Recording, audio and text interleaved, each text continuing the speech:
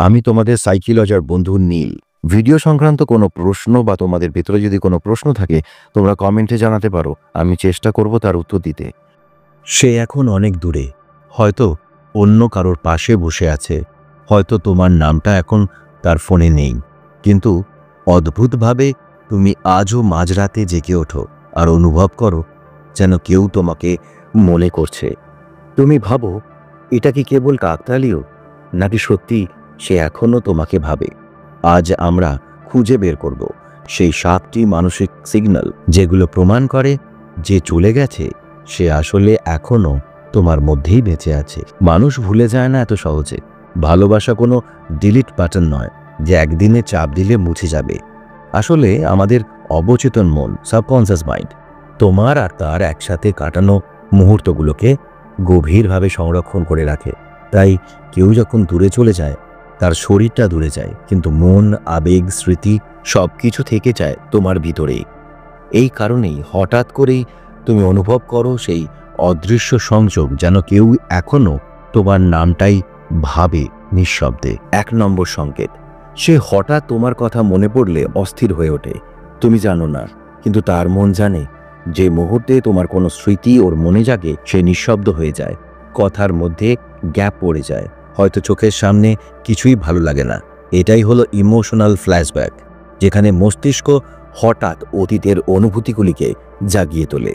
সাইকোলজির ভাষায় বললে dopamine rebound effect. যখন আমরা কাউকে হারাই, মস্তিষ্ক সেই আনন্দের স্মৃতি ফিরিয়ে আনার চেষ্টা করে।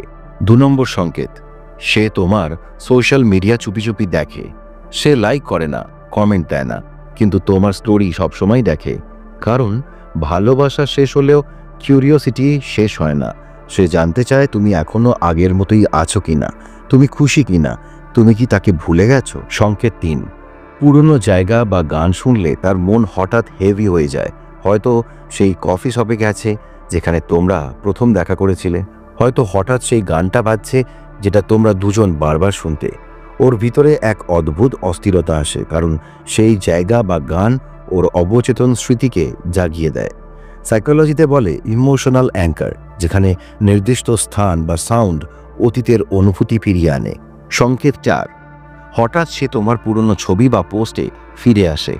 রাত জেগে বসে থাকে, পুরনো চ্যাট পড়ে, হয়তো হাসে, হয়তো চোখ ভিজে যায়। তুমি জানো না, কিন্তু ও এখনো ক্লোজার পায়নি। এটাকে বলে লঙ্গিং রিফ্লেক্স। মন বারবার ফিরে যায় সেই জায়গায় যেখানে ভালোবাসা অসম্পূর্ণ ছিল। সংকেত 5, সে অন্যদের কাছে তোমাকে জাস্টিফাই করে।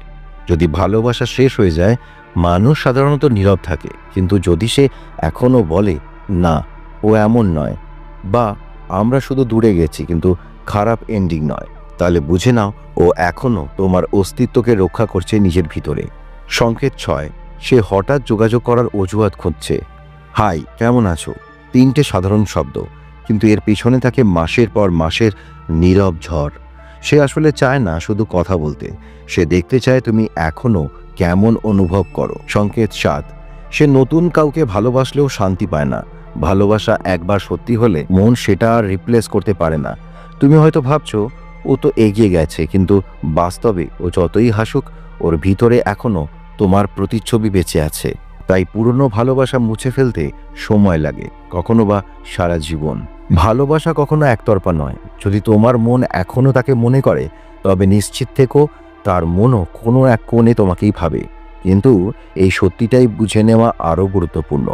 সে ভাবে কিনা, তার থেকেও বড় কথা হলো তুমি নিজেকে এখনো ভালোবাসো কিনা। কারণ ভালোবাসা যখন তোমার ভিতরেই আটকে থাকে, তখন তুমি নিজেকেই হারিয়ে ফেলো ধীরে ধীরে। ভালোবাসা হারিয়ে যায় না, শুধু রূপ বদলায়। সে তোমাকে ভাবে কিনা সেটা জানতে নয়, তোমার উচিত শেখা কিভাবে নিজের প্রতি আবার ভালোবাসা ফিরিয়ে আনবে। কারণ যে নিজেকে ভালোবাসে সে কখনো হারিয়ে যায় না। যদি এই কথাগুলি তোমার হৃদয়ে একটু স্পর্শ করে, তাহলে কমেন্ট করে জানাও তুমি কাকে এখনো ভুলতে পারোনি। সবাই খুব ভালো থেকো, সুস্থ থেকো। টাটা।